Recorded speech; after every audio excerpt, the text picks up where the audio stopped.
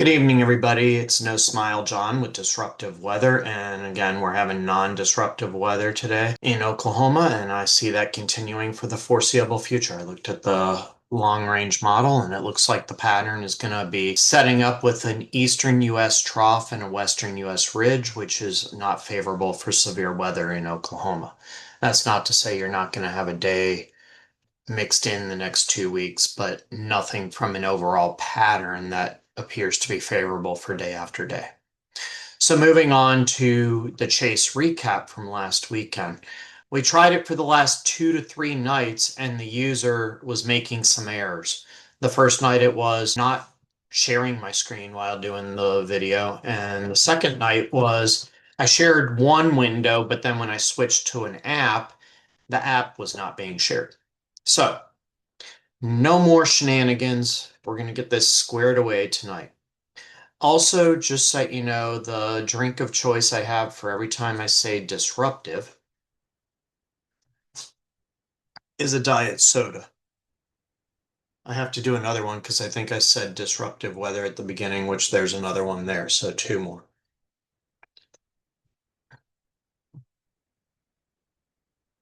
All right. So what I'm going to do is I'm going to start with the SPC outlook and what occurred on SPC reports. And then I'm going to move on to the route that we took each day over the weekend. And then after that, I'm going to take a look at the radar of the storms and when we were on them, followed by the chase video that we took on both. So without further ado, I'm going to share my screen. All right. So what you see here, this is for Saturday, April 25th, the storm reports from that day. I'm mainly going to focus on down here in the Oklahoma, North Texas region. So the first storm that fired down here was southeast of Wichita Falls, and it tracked southeast towards Fort Worth. There was some large hail in Fort Worth that evening, and more importantly, this storm ended up producing some monster wedge tornadoes along its trajectory right there, and you can see that by the red dots that were reported of tornadoes. Additionally, there was another storm over here that I chose to chase, which put down some weak tornadoes. So that's our storm, is the one that's putting down the weak to hardly visible, short-lived tornadoes. So looking at the outlook from that morning, right around midday, 11:30 in the morning, you can see the outlook had a moderate risk or a level 4. And for tornadoes, they had a intensity level of Sig 2 with a 10% right in this vicinity. If you watched my forecast discussion from last Friday night, I talked about a northwest southeast oriented warm front. And right along that warm front, you had a large significant tornado parameter. So the plan was a storm to fire on it and then move right along it to the southeast. So now the next thing we're going to do is pull up Google Maps and we're going to show the path that we took. So we started in Oklahoma City and dropped south all the way to Pauls Valley, which is right here. We waited at a gas station for a couple hours and then a storm actually initiated right over top of us and moved northeast to about right here. And that's when we drove east on this highway and intercepted it.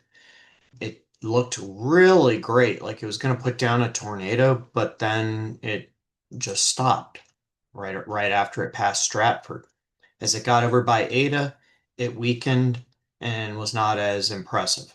Another storm fired just to the south of the first one, and it had circulation on it. We chased it for a little bit as we went over near Stonewall, but only got about right halfway between Fitzhugh and Stonewall.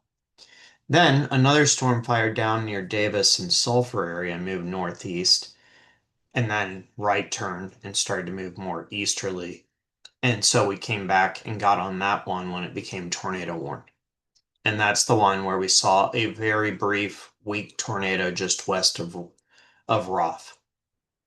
Then we came down a little bit later, got on another tornado warned storm right near dusk near Mill Creek, and it didn't really do anything either, and then we went home. So now I'm going to show you the radar from that day. All right, so as discussed, we got on the first storm that initiated right near Paul's Valley and went northeast to around Stratford and got on it right here. As you can see, it looks like a really good supercell with a hook starting to form on the northwest edge. Given that we were expecting these storms to move southeast, this actually was looking pretty good. You have the precip being blown to the southeast from the updraft, which is right around where this hook echo is. It was looking really good again when it was right here. There's Stratford, but as it moved east, it didn't look as good and kind of fizzled as it got near Ada. Meanwhile, another storm initiated just south of it. That had good rotation for a little bit and then it fizzled. And then we got on this one coming up and it ended up doing a weak tornado right in this vicinity around this time, which is 7:14. So right about there. And then it ended up producing another one over in this vicinity, but we got in a position where we were on this highway south of Roff looking north. And then as the storm moved east of Roff, all this big line of chasers was driving south on this highway. And so we couldn't turn around and do a U-turn there to go south because of the line of cars. We didn't want to try risking turning in front of somebody and getting into an auto accident. So we decided to just wait. And as a result, we missed another tornado that was a weak, short-lived, but a little bit more impressive than the one that we saw. Let's go ahead and pull up the velocity. So I'm going to focus on the circulations from all of these different three storms that we chased. I'm not going to focus on the Mill Creek one because it didn't do anything. This one right here was the first one we were looking at, and you can see there's a circulation. It looks kind of ominous right there, but then it got over by Ada and it kind of like fizzled.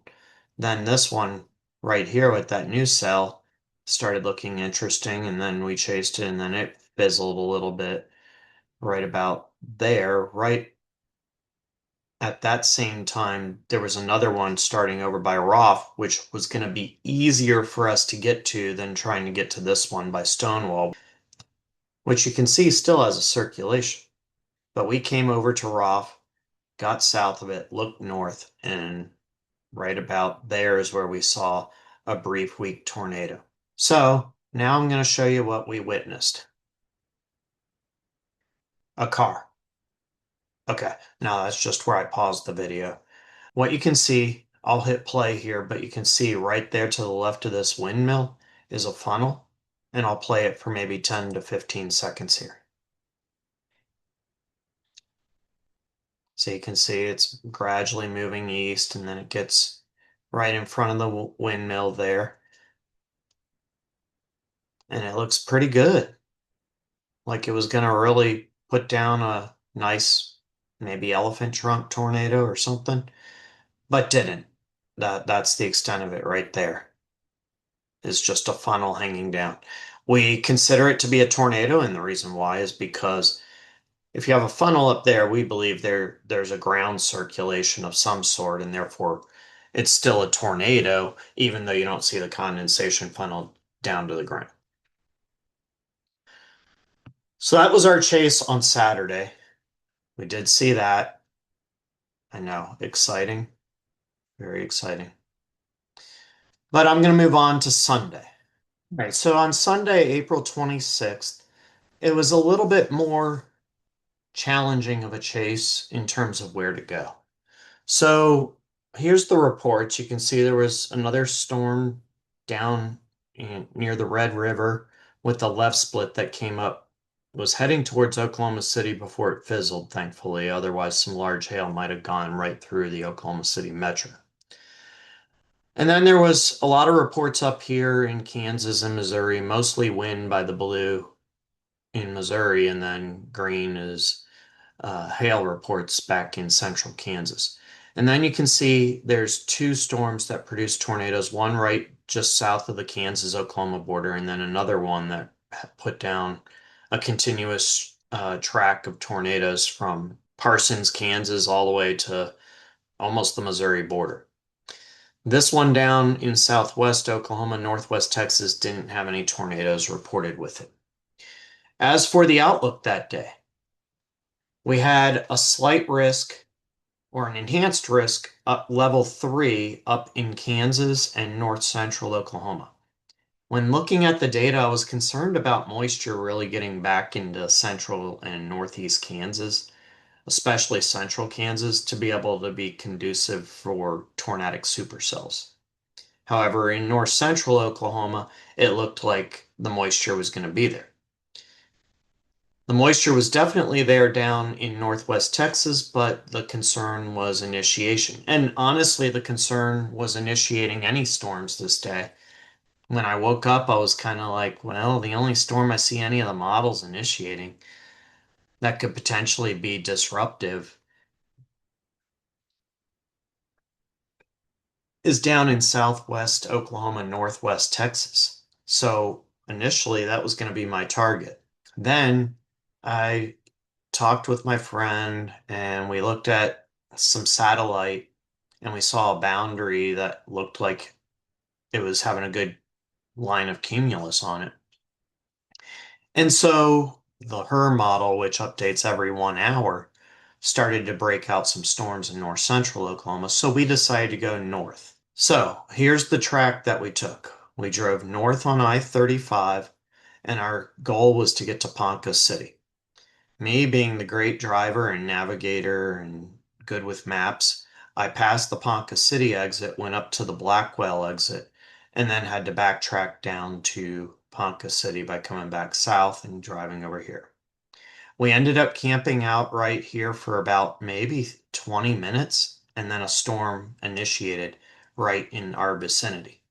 I did some shorts when it was trying to initiate, so you can go back and watch those. And then we followed the storm as it moved northeast to about right here, and then it started to move more easterly right here towards Foraker. So we came east on 60 and then went north here towards Shidler on Highway 18.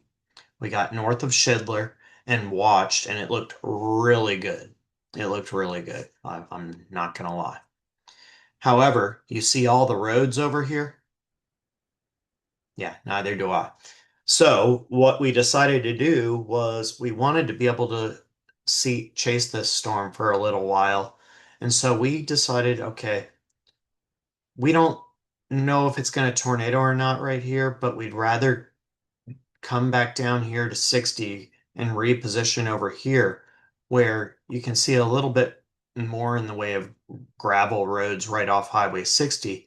And we were going to go there and kind of just look because there weren't a lot of trees, surprisingly, because my experience in the past has been trees in Osage County, but I guess most of that's more down in the southern part.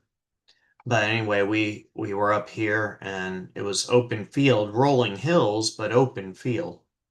And so we got over here and we ended up watching the storm from here. And then we watched it again right before we decided to call it quits for the day and drive back home. All right, so going to the radar presentation.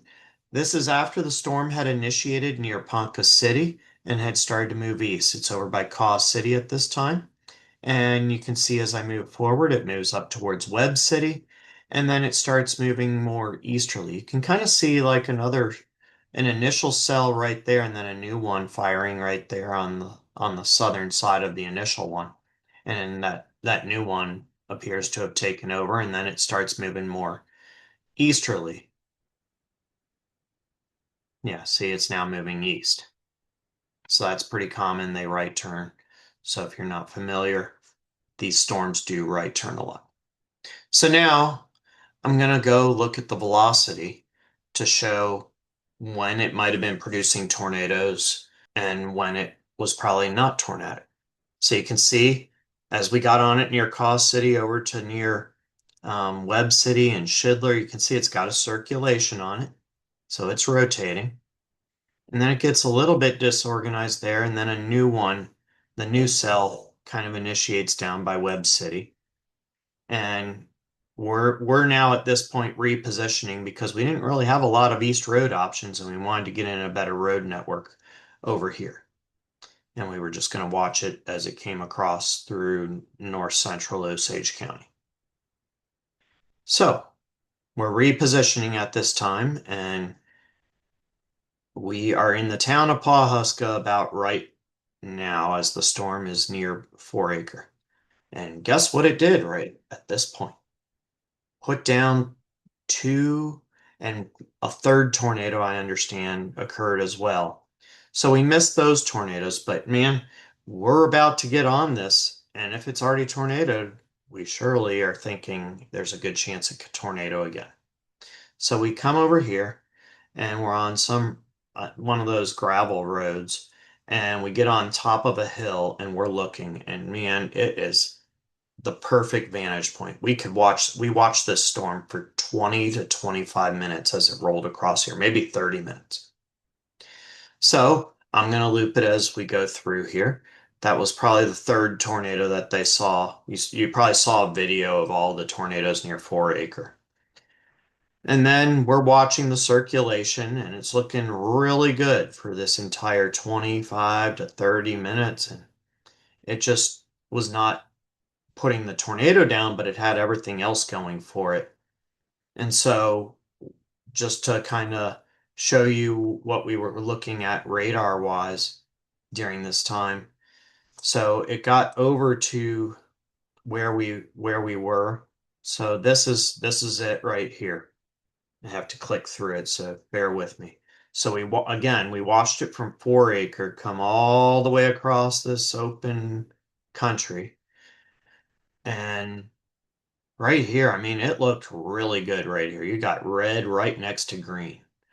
That is really good. And we're like right down here watching, and we're thinking, hey, it could have a tornado, but it didn't.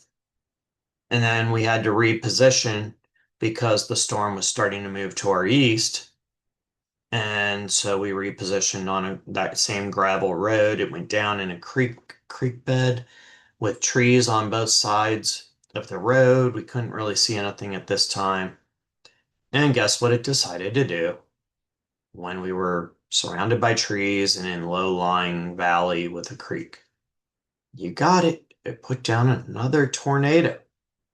So 25 to 30 minutes of watching this with no tornado, but great structure, great rotation that we were seeing, only to not see the tornado because we were repositioning again. And then, sure enough, we come back out here to look at it, and the tornado had lifted by that point. So that's about when we got back on it, and it didn't tornado the rest of the night. And then we went home. So you could say, you know, you're a bad chaser because you decide to reposition at various times. I just want to let you guys know that experienced chasers run into this a lot where you have to make decisions, and sometimes those decisions end up not panning out. Other times they pan out perfectly. Um, so in this case, it was one where it just seemed like every decision that we made went against us. Whereas when we were watching it for 25 to 30 straight minutes, it decided it was going to not put down a tornado and just, I mean, it was great structure and everything. So if you're a new chaser, I just want you to know, don't get discouraged if you are out there chasing and you miss these tornadoes because it's not that it's not always that simple. It's not like, I've been doing this for now 27 years. So I've been doing it since before I was born. And so yeah, there's days like this. So anyway, this overall it was a disruptive storm because it put down tornadoes. Luckily it didn't hit much, but nonetheless, it was a very challenging chase. That being said, I'm going to show you the video of what we saw and why we're like so kind of like, why didn't it tornado when we were actually watching it?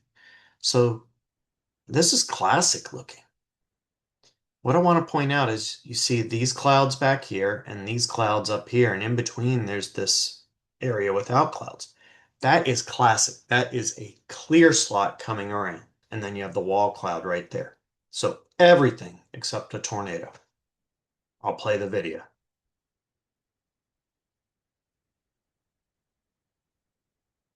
So we're just waiting for a tornado to touch down. The rotation on radar looked great. So that was our chase. It was very frustrating. The disruptive weather team had a long drive back where, we were very disappointed that we didn't get to see a tornado based on how far we drove and how great this storm looked. I mean, look at that. So, thank you for tuning in. That's our chase recap, and please subscribe.